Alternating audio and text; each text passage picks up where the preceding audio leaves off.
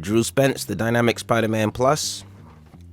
We're looking at the tail end of issue 5, a free webcomic. This was a demo that I did for Marvel Entertainment, and now it's being shared as a webtoon for free.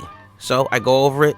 I sometimes talk about some of the technical stuff or just little story points.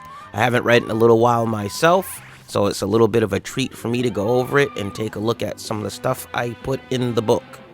So Peter Parker as Spider-Man, not really knowing the name yet, but has his first adventure. So he heads out, him and Charlotte, which is his AI companion, and the mecha drone, the Ruckus, which is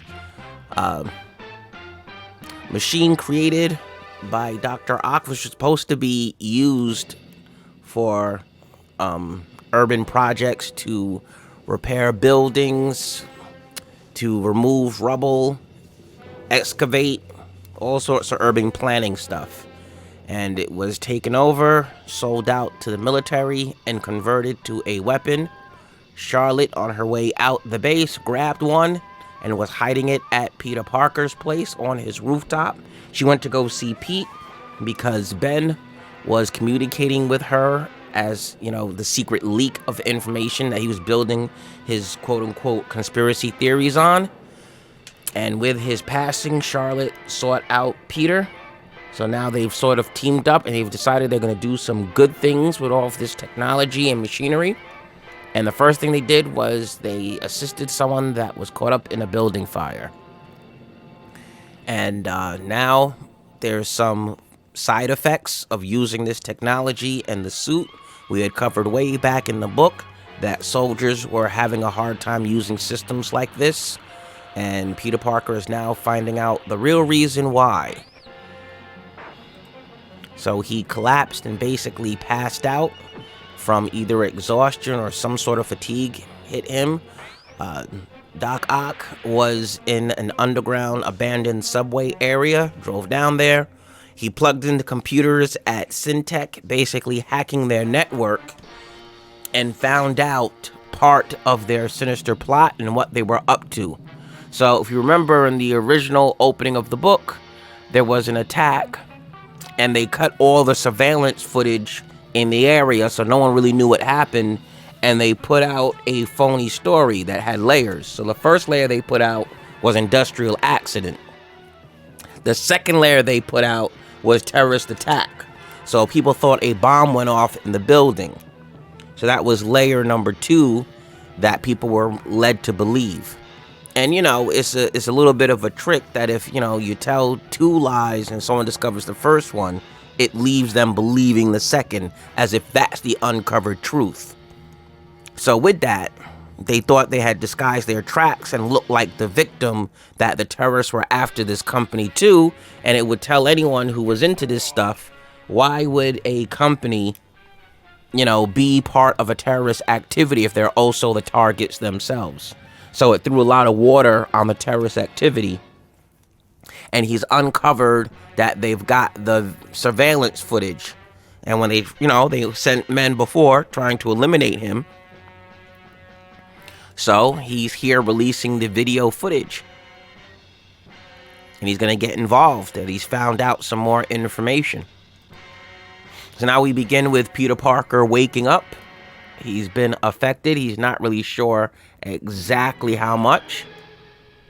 But we find out that the Ruckus has a cloaking device which can hide itself. So that's how it's been there the whole time. That was all the sounds you heard. That's why the wind stopped when Mary Jane was on his rooftop, because this was blocking the wind. And it was right there the whole time and nobody knew it. So now that Doc Ock has released all of the electronic transmissions and video surveillance, all the footage and everything that went on that day is being released inside the building and outside the building. And now that the signals are being released, Peter gets the packet of the information that Ben was sending him as he was passing. So now he's getting some of the information that he got in little pieces is being leaked. So she did a little bit of a filter to run and try to go through the footage, and she sees what's going on. And this is what the officer, Amin Gupta, had told him. That a truck had driven up to the front of the building and fired missiles from some sort of special truck. Fired missiles, and that was the real quote-unquote bomb or terrorist attack. So now Peter Parker finds out the truth of all these layers, that they actually fired missiles. And of course, this is obviously reminiscent of the absolute beginning of the book, where I showed you a glimpse of this action. So, you can see that the whole book is coming together as a big circle that I started at the end of the book, and now we're all roads are pointing back to that ending. Everyone is basically going to converge on this moment. And then he finds out the truth that Victoria Vassar was the one, that kept Ben from taking his heart medicine. Astonishing that he would discover that. And he's trying to figure it out. And, the reaction that I would have is pretty much this, too. If I had a giant mecha and some super crazy, AI partner, I would be really out on a revenge path. I would be going nuts if I had all of this. But he's got to do some thinking, The soldiers, in order to really operate this effectively, handle the G-forces and everything else, the soldiers would take some kind of dose of serum to prepare their bodies to be able to, the rigors of whatever they're going to be doing in this. We haven't really seen soldiers use this kind of stuff yet. And she's pleading him not to do it. Like, this was how a lot of other people who couldn't handle it went out. Don't do it.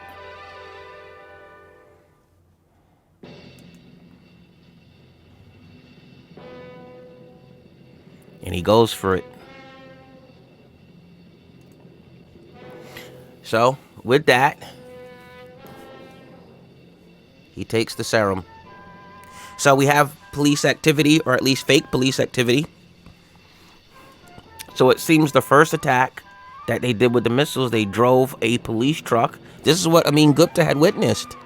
I think this is actually her witnessing the truck driving into the city. This is how they did it. They used the mayor's passcode and drove a truck right into the city and attacked the building. And here they're doing it again.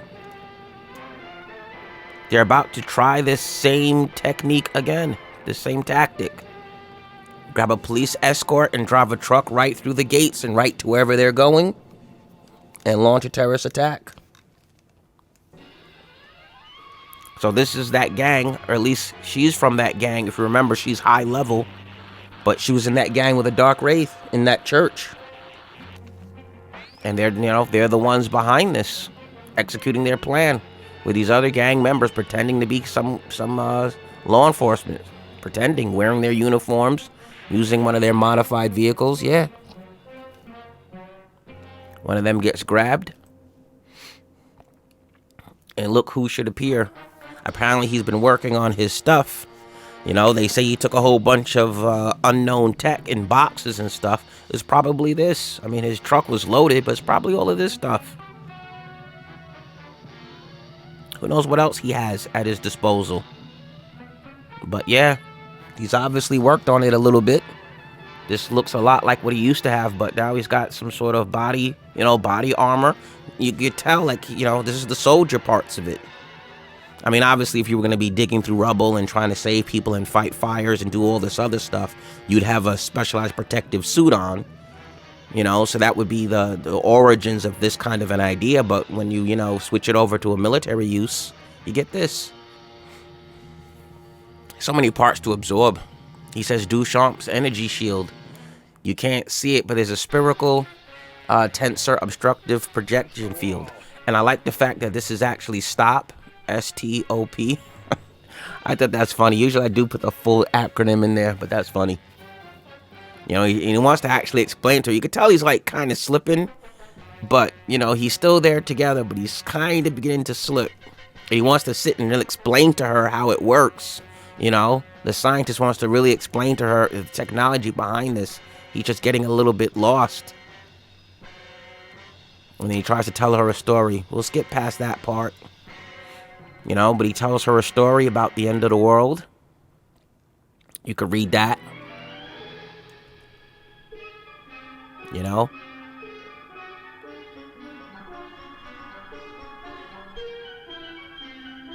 Plugs into the computer and finds out the plan of what they were going to do and what gate they were going to use a passcode at. Small things. Like, I don't just put like waste text in my books. Not that it matters, but the auto pass is only the opener. And she says we're going to escort the truck through the wall gate. So whatever the target is bigger than just driving down the street. They're going to enter one of those gates and get past one of those gates. The one that Peter Parker's always trying to fly through? Yeah, they're somehow going into another section of the city. Probably a higher up section of the city than, where Pete and them hang out. But nonetheless, the auto pass is only the opener. Yeah. So they've got some plans here. And he finds it out. And he's going to go as them.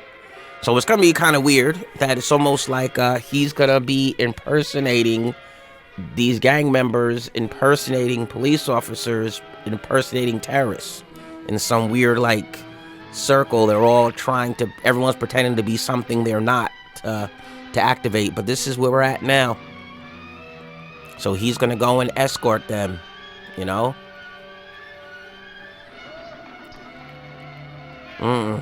Crazy.